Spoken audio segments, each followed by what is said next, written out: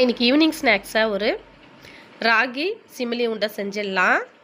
ஒரு பேனில் கேவுரு மாவை போட்டு நல்லா சூடு பண்ணிக்கலாம். சூடு பண்ணிவிட்டு நம்ம அடை செய்வோம் இல்லையா, அந்த பதத்துக்கு பிசைஞ்சு எடுத்துக்கலாம். தோசைக்கல்லில் கொஞ்சம் எண்ணெய் ஊற்றிட்டு தட்டி விட்டுக்கலாம். 2 பக்கமும் திருப்பி போட்டுக்கலாம். நல்லா கொஞ்சம் வேகட்டும். நம்ம அடை செஞ்சு எடுத்து ஆற வச்சிடலாம். ஆற வச்சுட்டு இப்போ அதே தோசைக்கல்லில் எள்ளும் வேர்க்கடலையும் போட்டு நல்லா கொஞ்சம் வறுத்து எடுத்துக்கலாம். வறுத்து எடுத்து கொஞ்சம் குறைன்னு மிக்சியில் அரைச்சி வச்சுக்கலாம். அதையும் வெல்லமும் எடுத்து நல்லா தூள் பண்ணி வச்சுருக்கோம்.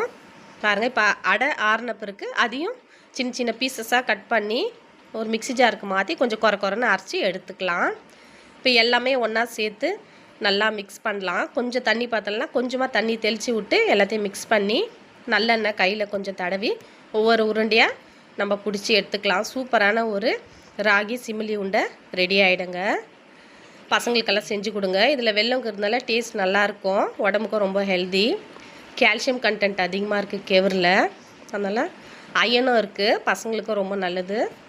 ஸ்நாக்ஸ் சாப்பிட்றத விட ஈவினிங் இந்த மாதிரி செஞ்சு கொடுத்தாக்கா நல்லா ஹெல்த்தியான ட்ரெடிஷ்னலான ஒரு ஃபுட்டு ரெடி ஆகிடும். நீங்களும் ட்ரை பண்ணி பாருங்கள். இது நான் செகண்ட் டைம் ட்ரை பண்ணுறேன். நல்லாவே வந்திருக்கு. டேஸ்ட்டும் வேறு லெவலாக இருக்கும். நீங்களும் ட்ரை பண்ணி பாருங்கள். பசங்களுக்கு ரொம்ப பிடிக்கும். கொஞ்சம் கையில் நல்லெண்ணெய் விட்டு நல்லா உருண்டை பிடிச்சிங்க. ஒரு உருண்டையாக பாருங்கள். உங்களுக்கு இந்த சேனலை பிடிச்சிருந்தா சப்ஸ்கிரைப் பண்ணுங்கள், லைக் பண்ணுங்கள், ஷேர் பண்ணுங்கள். வாங்க சாப்பிட்லாம்.